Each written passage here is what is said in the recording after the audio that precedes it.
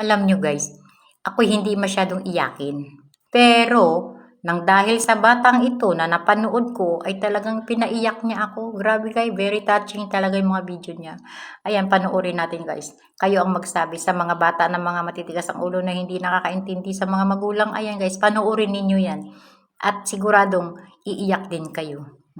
Pinakamagandang regalo na natanggap nila. Mahalin naman natin ang mga magulang natin. Naaalala nyo pa ba? Sila ang unang naging lakas natin. Anang turo sa atin na manglakad. Sila ang boses natin na nang turo sa atin para makasalita. Alam nyo ba kung bakit tayo tinuruan? Kasi darating ang panahon na hindi na sila makakapagsalita. At kung dumating ang panahon na yun, sana tayo naman ang mangsilbing mga paa nila. Sana tayo ang maging boses nila.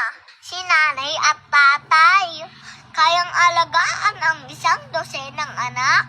Pero minsan ang isang dosenang anak, hindi kayang alagaan ang nang iisang magulang nila.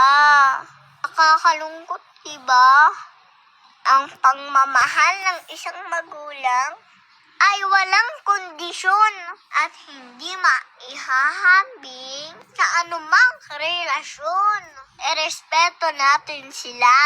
Paramdam natin sa kanila na mahalaga sila. Mahalin natin ang mga magulang natin habang kasalo pa natin sila sa hapagkainan. Kasi walang silbi ang mga